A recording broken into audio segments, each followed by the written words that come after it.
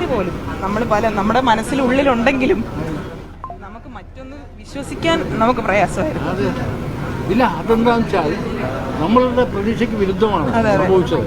എന്നുവെച്ചാൽ ഇതിന്റെ അടിയിലുണ്ടാവും 153 മീറ്റർ. പാവം പിടിച്ച ഒരു മനുഷ്യന്റെ ജീവൻ നഷ്ടപ്പെട്ടപ്പോഴും പരസ്പരം പഴി ചാരിക്കൊണ്ട് മേയർ വന്ന് നിന്നുകൊണ്ട് റെയിൽവേനെ കുറ്റം പറയുന്നു, റെയിൽവേ കോർപ്പറേഷനെ കുറ്റം പറയുന്നു. നിങ്ങളിപ്പോൾ പരസ്പരം പഴി ചാരുന്നതിന് പകരം ഇത്രയും നാളും കൊണ്ട് നിങ്ങൾ ഇതിനു വേണ്ടിയിട്ട് എന്ത് ചെയ്തിട്ടുണ്ട് എന്ന് പറയാനായിട്ട് കഴിയുമോ നിങ്ങൾക്ക്?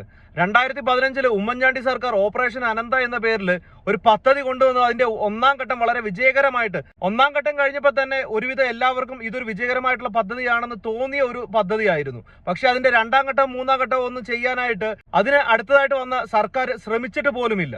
ഇപ്പൊ ഈ അപകടം നടന്ന സ്ഥലം ഒഴികെ തിരുവനന്തപുരത്തെ എല്ലാ ഓടകളും മാലിന്യങ്ങളൊന്നും ഇല്ലാണ്ട് തെളിഞ്ഞ് നല്ല അടിപൊളിയായിട്ട് പോയിക്കൊണ്ടിരിക്കുന്നതാണ് മേയറിന്റെ ഭാഷയും. ഓപ്പറേഷൻ അനന്ത ആദ്യഘട്ടം പൂർത്തിയാകുന്ന ആ സമയത്ത് തന്നെ പല തരത്തിലുള്ള ആളുകളുടെ എതിർപ്പുകൾ ഉണ്ടായിരുന്നു. തിരുവനന്തപുരം എന്നല്ല, കേരളത്തിലെ ഒട്ടുമിക്ക ടൗണുകളിലെയും ഹോട്ടലുകളിലെയും വലിയ വലിയ ബാറുകളുടെയും അങ്ങനെയുള്ള പ്രസ്ഥാനങ്ങളുടെ എല്ലാത്തിന്റെയും വേസ്റ്റ് വന്നൊഴുകുന്നത് ഓടയിലേക്കാണെന്ന് ഏതൊരു മനുഷ്യനും അറിയാവുന്ന കാര്യമാണ്.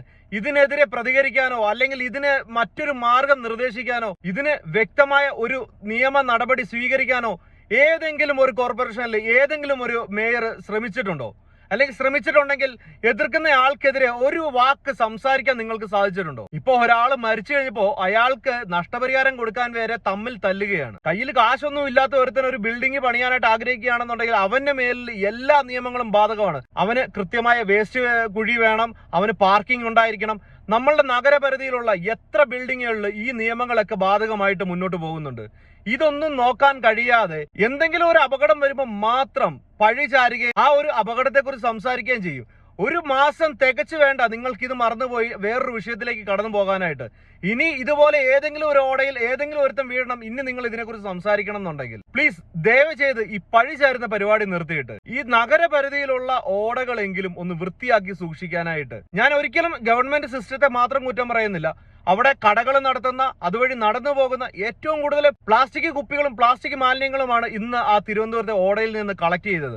അതിനകത്ത് സാനിറ്ററി പാഡുകളുണ്ട്, സിറിഞ്ചുകളുണ്ട്, എല്ലാ തരത്തിലുള്ള വേസ്റ്റുകളും ആ ഒരു ഓടയിൽ നിന്ന് കണ്ടെത്തിയിട്ടുണ്ട്. എങ്ങനെയെങ്കിലും എന്റെ കയ്യിലിരിക്കുന്ന വേസ്റ്റ് മറ്റൊരുവിന്റെ പറമ്പിലോ എവിടെയെങ്കിലും ഒന്ന് ഒഴിവാക്കി പോയാൽ മതി എന്ന് കരുതുന്ന നാട്ടുകാരും ഇതിൽ വലിയൊരു പങ്ക് വഹിക്കുന്ന ആളുകൾ തന്നെയാണ്. പിന്നെ അതുപോലെ റെയിൽവേ ഇതുപോലെ ഒരു കൊട്ടേഷൻ കൊടുത്ത് ഒരു സുരക്ഷാ സജ്ജീകരണങ്ങളും ഇല്ലാണ്ട് നാട് എന്തുമാത്രം വികസിച്ചുകൊണ്ടിരിക്കുകയാണ്.